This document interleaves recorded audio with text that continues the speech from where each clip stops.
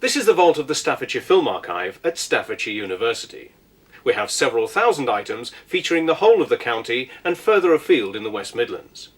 But it began as a collection of films featuring the 6 towns. And what you'll see now is the best collection the archive has, showing Longton.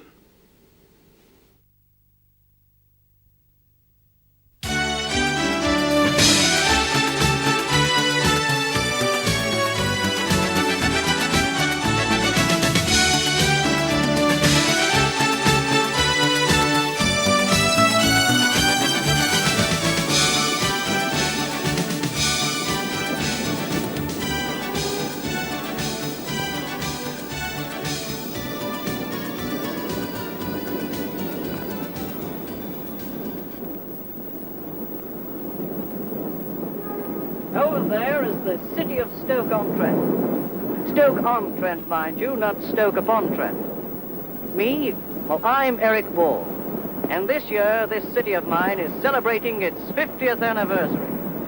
Of course, 50 years ago, you couldn't have seen the city from here. It was smothered in smoke. But then, 50 years ago, it wasn't a city at all. It was 6 separate towns. It sounds a little complicated, I know. It's complicated to many of us who live here. But more of that later. Come and take a closer look at our city.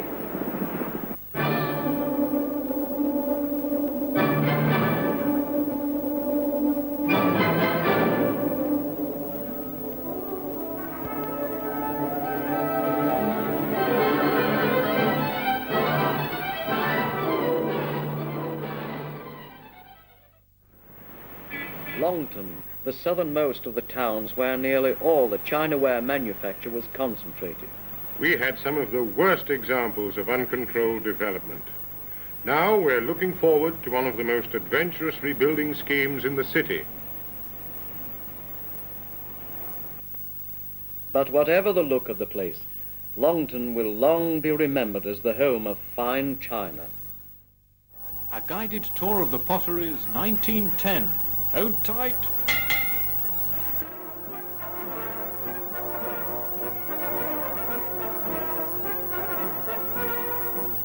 Longton, including Dresden, Florence and Normancourt.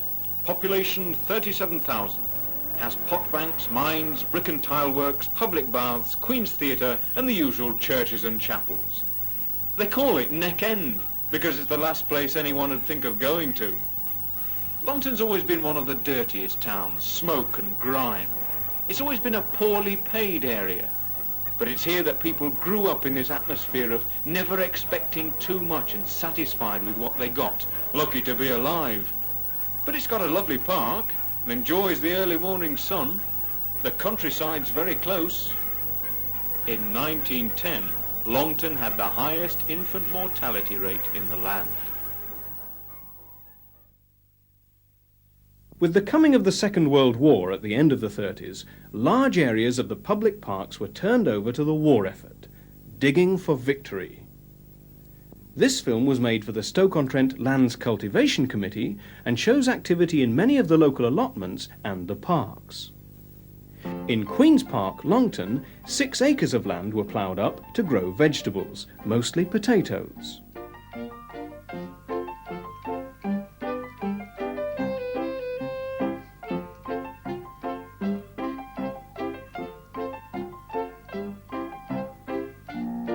This is Drubbery Lane allotment. It was commenced during the First War and is obviously well established.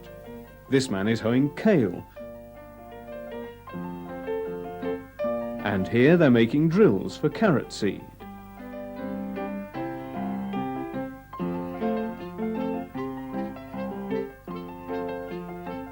Now Gom's Mill allotment, taken over during the Second War.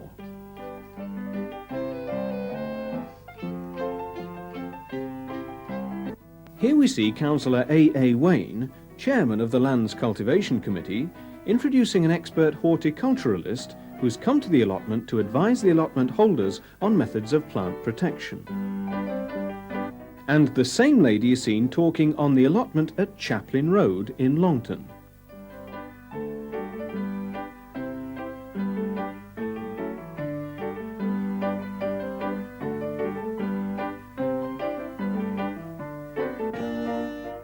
The film then takes us to the allotment at Tylery Lane, Blurton.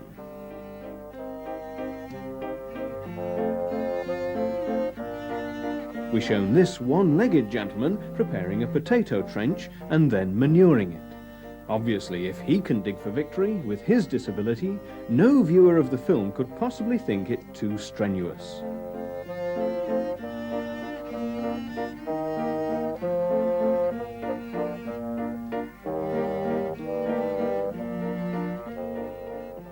Having promoted digging for victory, we're now shown some splendid results. Here at Drobbery Lane allotments, Blurton,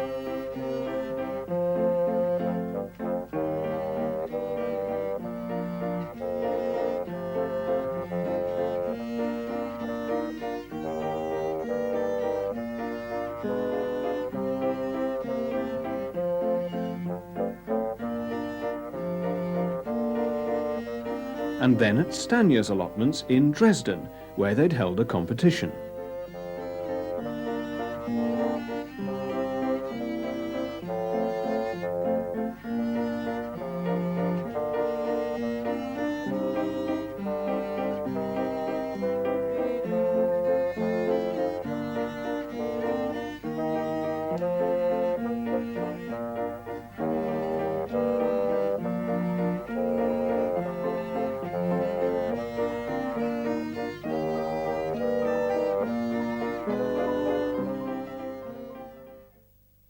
Those boys on there are messengers, and our job there was we used to meet every two nights a week down at 80 Liverpool Road, Stoke, which is our headquarters, and we were in contact with the main control centre, which was in Stoke. And if there were any important messages to take to Golden Hill, Longton, off we went. We got a tin helmet on, and we were all trained in first aid, communication, map reading, first aid, you name it. We do every sort of fire hydrant there was in the area. So we were really trained up right up to the hilt, and that was our job. I mean, the ARP in this area is a very, very busy organisation. It catered for anything that happened if bombs dropped, which, as you well know, bombs dropped around here just like Liverpool, not as bad, but I mean there was bombs dropped in Penkhull, there was bomb dropped at the North Staffordshire Royal Infirmary, and Trent Vale, incendiary bombs. Well, the moment anything like that happened, communications sometimes went adrift, telephones went adrift, so off we get a message on a bike straight up to Longton Town Hall, Fenton Town Hall. Might have been telling the bloke on duty that there was no food for him next day, or his wife had been out with another fella, but nevertheless it was an important message to us, and this is what we were doing in our spare time. I can remember being brought down into the hall in the middle of the night, sitting in the hall. It was probably because the air raid shelter filled with water. We had one of those metal corrugated sort. I can remember my parents changed the lounge to upstairs and a bedroom downstairs, and sticky paper on the windows, brown sticky tape in a crisscross pattern. And I went to Blurton Church of England School in School Lane. I can remember not liking going into the air raid shelters. I think I took my gas mask to school, but I can't really remember. I do remember my gas mask because it was red. It had little goggles and a red nose. It was funny, really, but I didn't like putting it on. I had a favourite teacher called Miss Ward, and she lived in Church Road. She organised, or helped to organise, the May Queens. We didn't have gold or silver crowns. Miss Ward made them with pretty flowers out of her garden. She lived in a cottage in Church Road. She made them with wire and moss and stuck all the pretty flowers in. And we had a great procession all round the school, and the May Queen was held in the vicar's garden. The vicar at the time was Mr. Bolton. His daughter Helen was in my class, and he had a very nice lawn. On there we had the maypole. I seem to remember I was a maid of honour. I think that sounds like a cake, doesn't it? But we were maids of honour. And our mums made us pretty dresses. And on one occasion I carried the sceptre. And do you want me to tell you what I said? Yes, well, I said, "Here is your sceptre, Rita. May your subjects all be loyal and true." I don't know why I remember that. I haven't had many acting parts in my life. And we would dance. Our teachers made us hoops. They wrapped hoops with crepe paper and pretty flowers on the top, and we danced in our long dresses with the hoops. My father's first job was at Normacott Station, Longton Station, Blythebridge Station, and ultimately he was in Stoke booking office and parcel office for a long time. But the station master at the time, who was named Briggs, apparently recommended him for a new position called a representative. And the idea was that they went round to all the clubs and organisations and tried to get parties to go places by train. And he did this right up to the war. When the war commenced, all that sort of thing finished. It was, "Is your journey really necessary?" The first film I can remember really is Longton Park, being put on the swings. I think my mum pushed me on the swings while he took photographs. That was in Technicolor. My recollection of the park is beautiful days, sunny days, when this area, Dresden, was a residential area. It was controlled by, people lived in it, headmasters, professional men, manufacturers, a surgeon from the hospitals, and their sons and daughters used to come in here and all the finery, you know, blazers, straw beamers, flannels, and the ladies in all the flowered skirt, the flowered dresses. And they'd walk around here. And when it was a beautiful day like this, you could go into the cafe and get a cup of tea or an ice cream for the kids or a sandwich or a drink and sit in there, and it was nice and cool. And then there was a promenade. From the bottom there, you could walk from that area there, right the way over to the bottom gate to the bottom lake. And everybody could walk along the top and they could view the whole of the park from that area.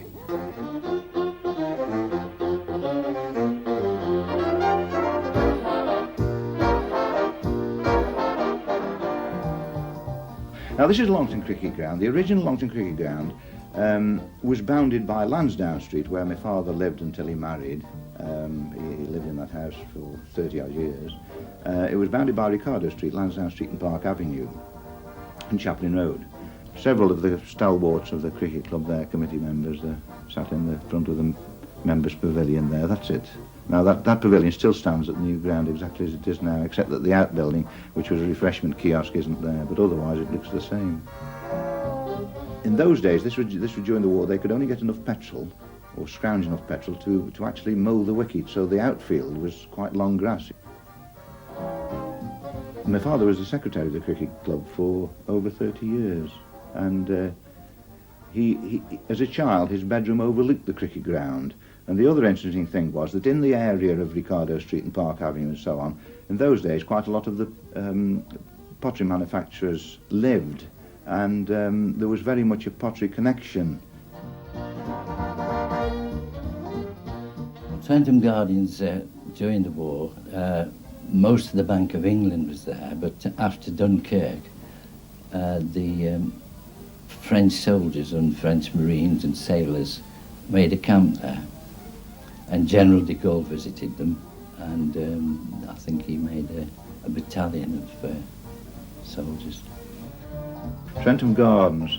Now I would say that I would be about 13 in those days. That's the miniature railway, which was always my main interest in Trentham Gardens. Unfortunately, it's no longer there. And the biggest engine was Dunrobin, which was 6-coupled one. The other two were 4-coupled. The man that drove it was named Goldstone. And he lived opposite the gardens. He was the sort of engineer and driver. And in those days, each train, they usually ran 2 trains, each of 6 coaches, and it was always very busy, and because it was the best way of getting to the swimming pool. And the pool was always very, very popular. In fact, I've been down there many a time when you just couldn't get in the cubicles at all, and they used to let us go into a log cabin and get changed there. That's my mother, actually, there.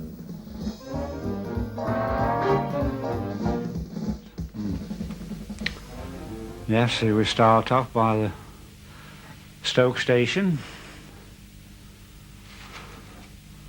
A little bit more crowded than what it is nowadays. One of the trip engines working towards Etruria. Tender first, passing Stoke North Box. The sidings on the right are the station sidings. Approaching now is the Leek goods from Cockshott to Leek.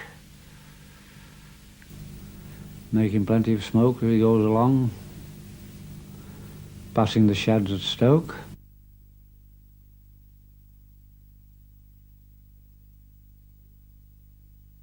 Plenty of motive power on the depot. Now this is where we start on a 4-minute Stoke to Utoxeter. Passing Stoke Junction single box on the Derby line. Approaching Carter's Crossing. Approaching Fenton now, Fenton Station.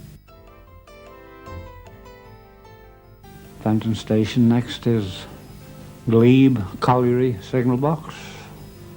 After that we're approaching Longton. Foley Crossing.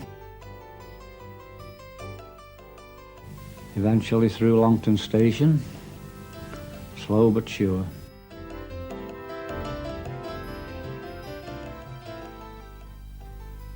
That's Longton, and the shored-up building there was a pub called the Eagle, which is no longer there. And that's one of the station staff, Bill Heath, the foreman, Mr. Barlow, the headmaster of Dresden.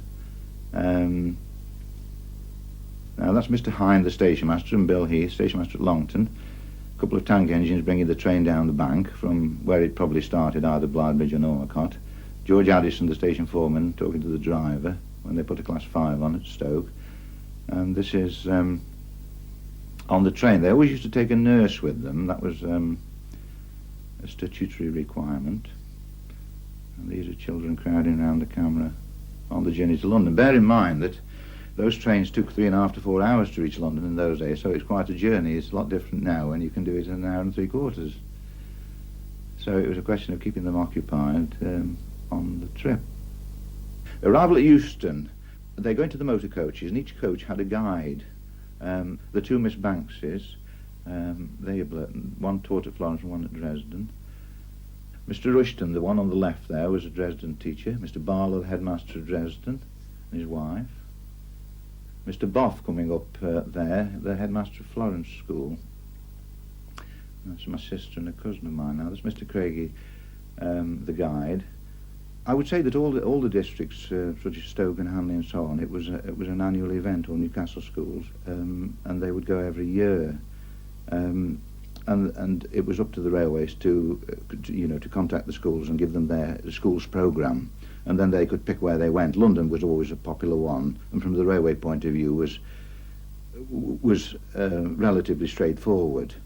A lot of them would say go to North Wales or other venues. York became quite a popular place to go to. You see, many children haven't seen London or the sea or been anywhere after the war. And I was at Dresden School then, and I seem to remember Dresden and Florence and possibly Enza, many schools, all been organised on this trip to London. It was Dad's job to get it sorted, organised with the headmasters, how many children were going, how many teachers per so many children. Every train had to have a school clinic nurse on. And he organised that right through, whatever we were going to do in London. The children in those days could pay weekly. Everyone had a card to pay. I can't remember how much it was to go on a trip. It wouldn't be very much by today's standards. But they paid weekly. If you were a child of a railwayman, then you were entitled to a free pass for your rail, and then you paid for the rest, the food or whatever we were doing, going to the zoo or going around London.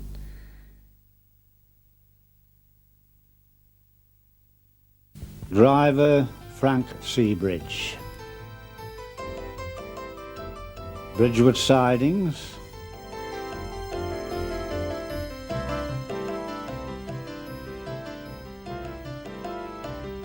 Here we are now passing Norcott Station, and then on through the tunnel, the Suffolk as we called it, Mere Tunnel.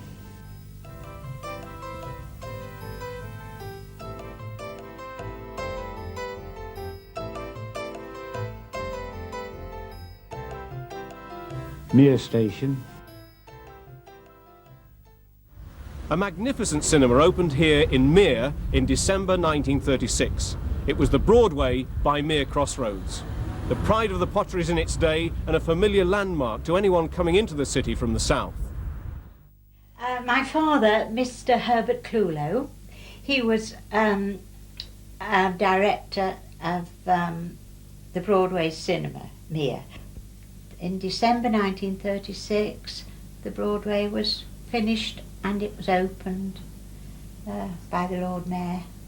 The people around thought it was marvellous that they'd got a cinema there at long last, because the nearest one, of course, was the Alhambra at the Normacott. And then there was a little cinema at Sandford Hill called the Royal, which Mr. Plumpton, who was the manager and director of the Broadway, he ran that cinema at the time. And my father, he came to my father and they took him on as I say, as a manager and director. We had lots and lots of telegrams, I remember, from the different actors and actresses and film stars. I've got a very big photograph of Anna Needle, signed by Anna Needle, that was up in the foyer, and they said it was one of the best cinemas that had been built. The ticket office was in the middle of a very nice foyer, and the staircase went up each side, but there was also a cafe. They turned it into a lounge eventually, but it was quite welcome as a cafe at the time. I can always remember the murals of the Disney characters. They were beautiful. They went right down each side of the auditorium, and of course, as I say, we sat on the seat. Behind us, if we stayed till the evening, of course, all the courting couples would come in and want the double seats, which, if ever you said to anyone you'd been to the Broadway, oh yes, they've got double seats there, because I don't think there were double seats anywhere else in the Potteries. Entrance to the Broadway particularly came round the roundabout, which is non-existent now. And there was the Broadway, beautiful rounded steps, and to me it looked like marble. It was like a palace, really. It was nice when the picture was on for 3 nights, but after that it got quite boring. If we had a picture for the whole week, reckoning it up, it would be about 26 times. And I used to hate cowboys, and I used to fall sick when it was cowboy. And I always asked, what's going to be on. When I worked at the Alhambra, and it was lunchtime, we used to have it in turns, and Arthur might used to say, you go for your lunch now. And we used to go on a winding staircase all lying, and I always used to have to go up there when Boris Karloff was on. And it used to frighten me to death, and I wouldn't have anything to eat. So I used to go sit into the checkbox. And when you're sitting behind the film, I don't know if any of these gentlemen know, you can see the picture right through. Yes. And I watched the picture on the other side, and this one was really frightening, and I thought, I've got to go home in the dark.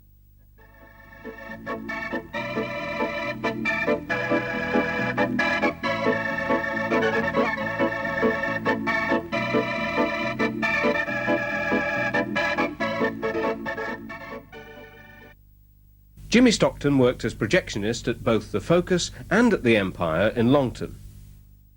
When I was working at the Empire, they decided that they would bring a little bit of new equipment in that automatically struck the carbons, automatically switched the other projector on, and changed over with small magnetic... Projectomatic, remember it, yes. And it started the projector up. And so they said, well, now that you can do this, you don't need another person working with you, you see. So I was stuck on my own all afternoon, all night. So by this time, I'd started to court me Margaret, who was my wife later on, and she used to come over. She used to work at the North Staff's Hospital, and then she'd come over and bring some tea for me, and she'd come up into the projection box. So this particular night, it was Psycho, and I'd watched it in the afternoon, and it was a very frightening film, especially the first scenes where this woman gets stabbed behind the shower. There's blood all running down the tiles, and her hair is wet and it's sliding down. So got it going and I said to Margaret, right now, will you be all right for about 25 minutes while I nip across the Union and have my usual half pint of shandy? And she said, yes, I'll be all right now. And she used to do it quite regular. So I went in and I ordered my drink, and I was just about to pick the drink up and have a sup out of it, and the door banged open, and she was crazed. Look in her face. The door's banged open, and she stood there and she says, I can't stop in there any longer. She was frightened to death. This scene of Psycho had come on and frightened her to death. So down went the drink, and off I shot across down the high street and upstairs, to the box. Yeah, that was very funny, that was. The Focus closed in 1962. The Empire met a terrible fate 30 years later.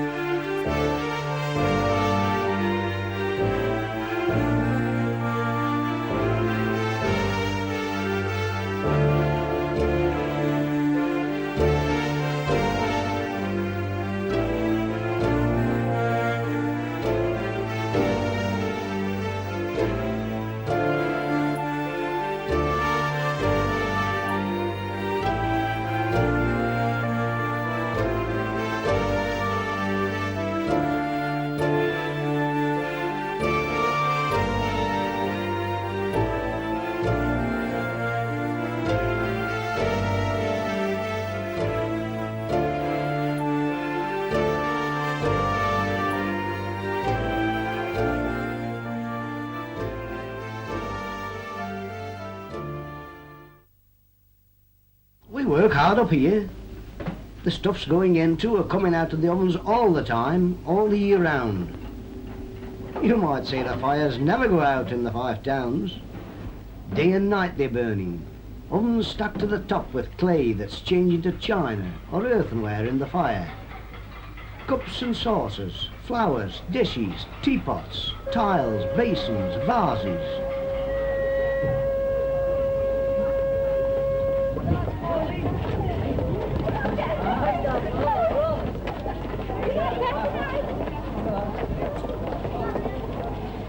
It's not all work up here. We like to forget the smoke for a bit and get out and enjoy ourselves at the end of the day, at the pictures or a concert.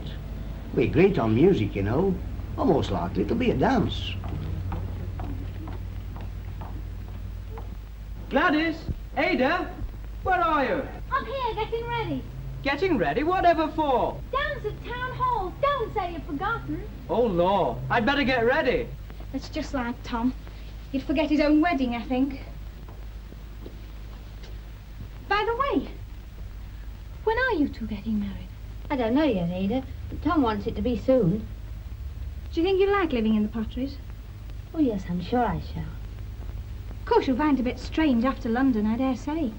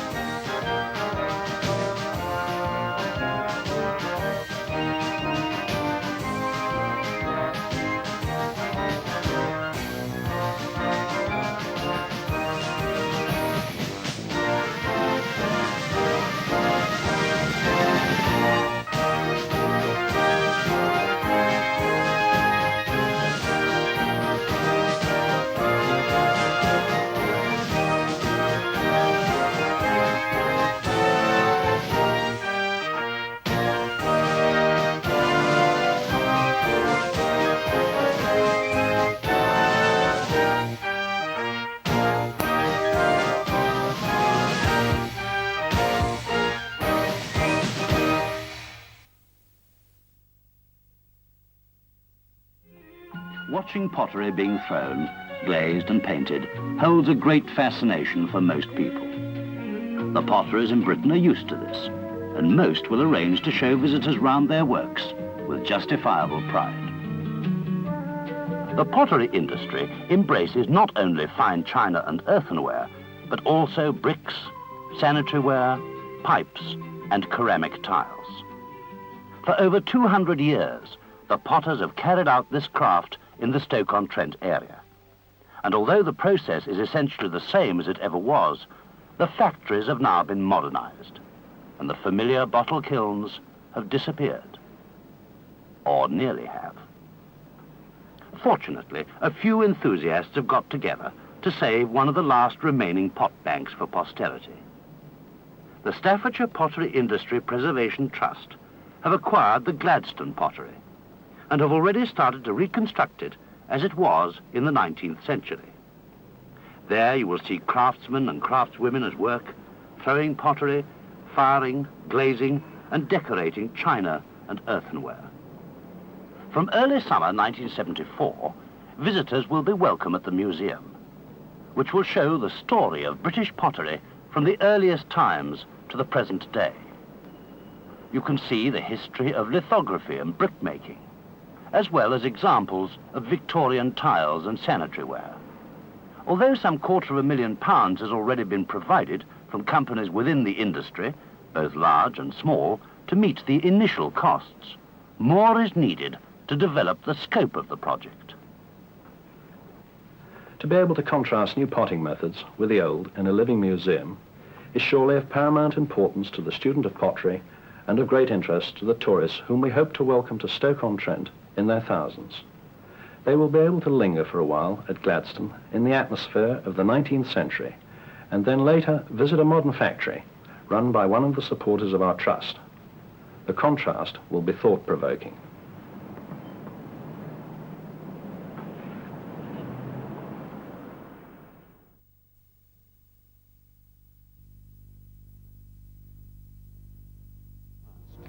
This is the Gladstone Pottery Museum. It's the living and working museum of the pottery industry. It's very new, it's only just starting, and it's very unusual because it takes a factory scene that was very common only a few years ago and calls it a museum. The industry itself has so much craft in it, so much artistic skill, and so much of it is going to change and is already changing. Here we preserve, therefore, not only the architectural elements, these bottle ovens that you can see, but also in the workshops, a lot of processes that soon nobody will see when they visit factories at Stoke-on-Trent. And apart from the buildings and the actual crafts and skills that you'll see here, there's also the language and the history of the towns that will be related, and nowhere else will you be able to see in such a concentrated form how the industry developed in all its various sectors. Already people are fascinated to see places where their uncles and aunts and grandfathers used to work and the conditions they used to work in. I'm anxious not to give a misleading impression in the museum. It should be much dirtier. There should be palls of smoke all over the place. But we're giving it as good an impression and as lifelike an impression as we can. If you look inside the bottle ovens, you get a very clear idea of what an arduous job it was, placing and drawing a kiln, and how desperately anxious life on a pot bank must have been when a kiln was firing. So it will do something to bring alive to this generation, and very much more so to future generations, the way of life and the skills of people working in the Staffordshire potteries. The placers carried the saggart on their shoulders or heads. They put a rolled-up stocking inside their hats to protect their heads and keep the saggart steady.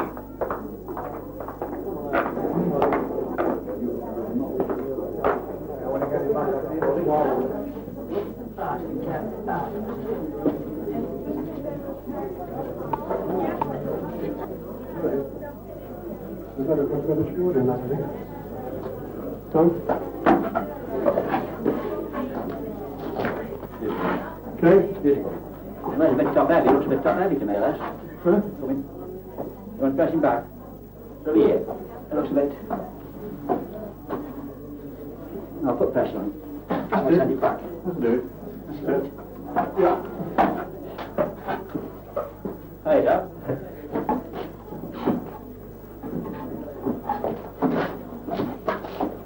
Good job.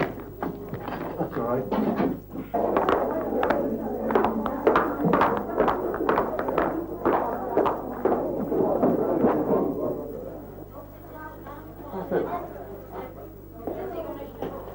the bad? What's the bad, son? The bad sheep saggers are strawberries. Yeah. Bad sagger like Machine there, you see. Eh? Machine there. Not so bad.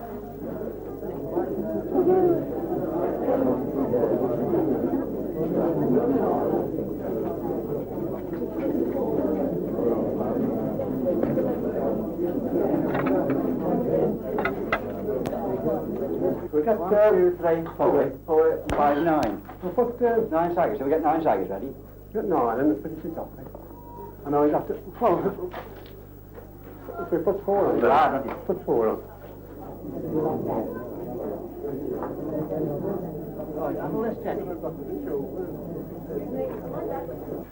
So very clean, good on it.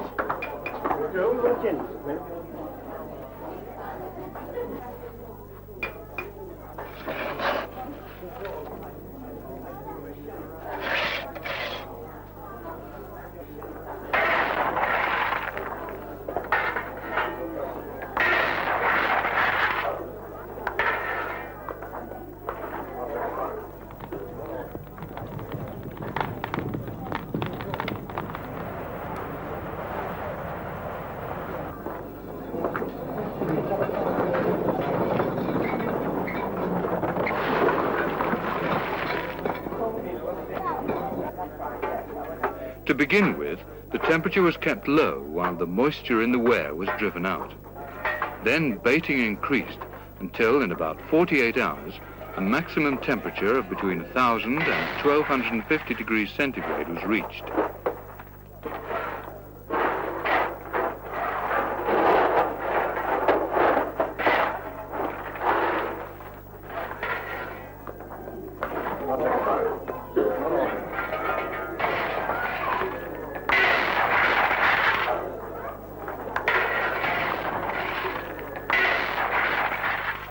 The temperature was partly controlled by altering the position of the crown dampers and by the fire doors and regulating holes.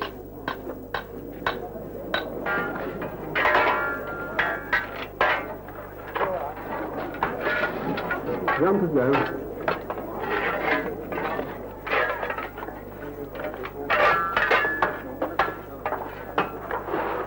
Want a poker? You got a little poker for it? Huh? Poker. Just get under there.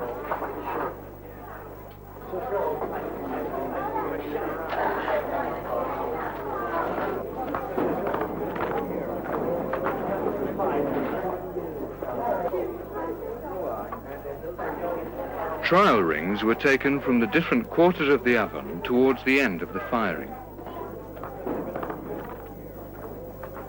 The firemen measured their contraction on a scale, and this indicated the stage the firing had reached.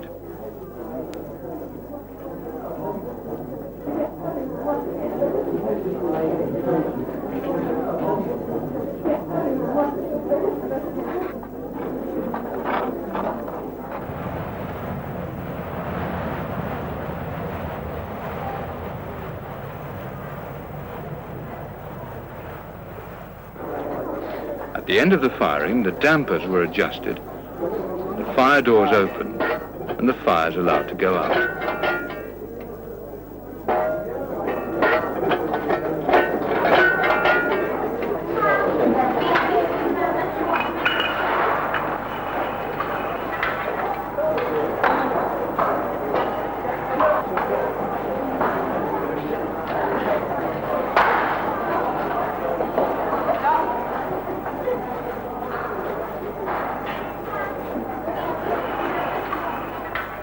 To hasten the cooling, the clamens was pulled down.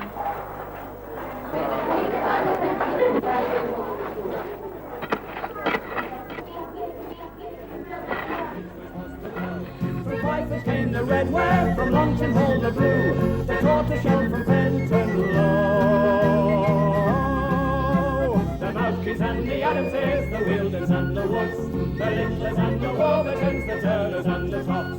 The towns were made of hot banks, the hot banks made the towns, the wares along the world around. Jubilation, hooray!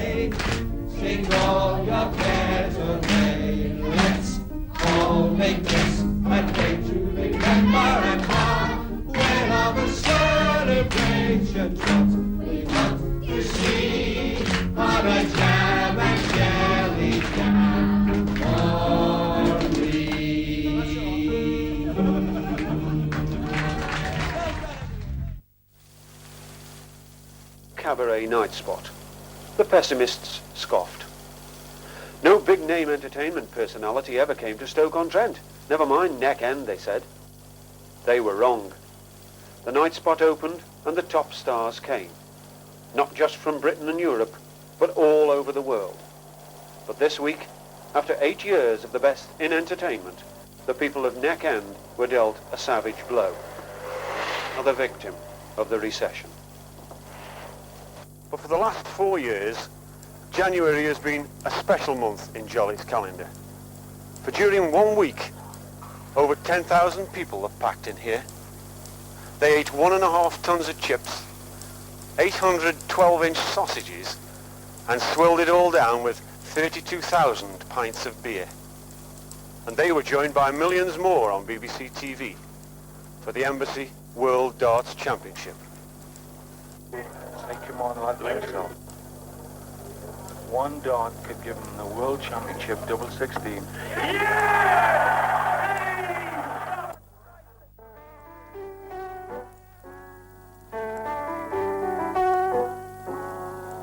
That's just a few bars of the party's over, ladies and gentlemen, which I think is particularly appropriate at this moment in time, being the last evening of Jollies Theatre Cabaret Club, of course, opening in October 73, being hugely successful up until, of course, now. I've made a lot of friends, many, many friends. It's been a marvellous experience for me. I'm very, very nostalgic. What more can I say? Very, very sorry to see Jollies go. And never mind, let's hope that sometime in the future, Jollies or a club similar to Jollies may reopen again. So, once again, the party is over.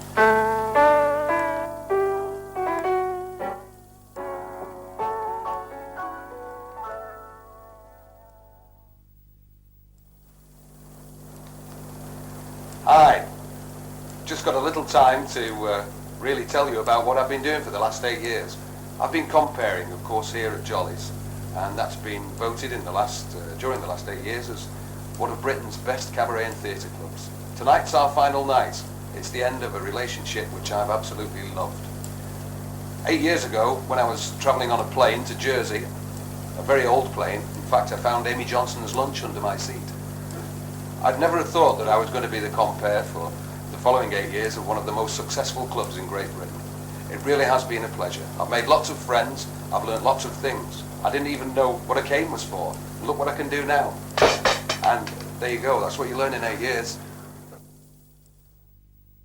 Tomorrow the shutters go up. They said they'd bring the best, and they did. But now, the party's over.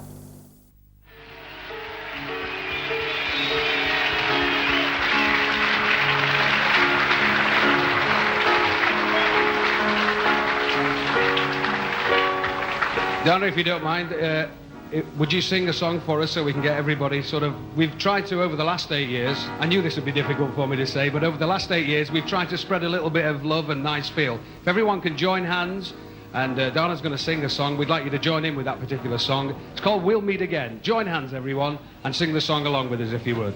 Thank you.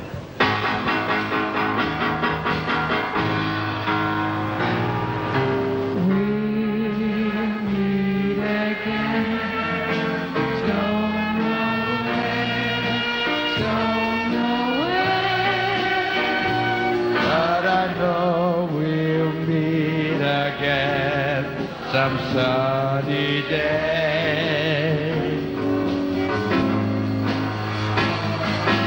Keep shining through, just like you always do.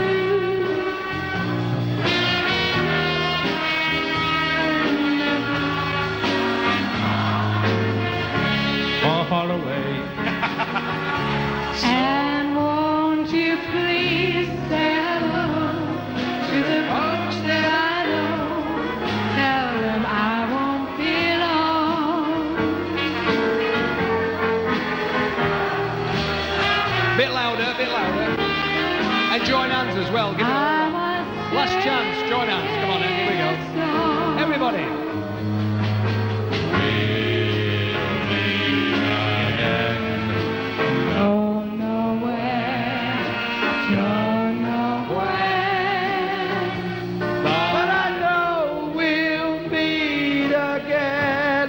sunny day.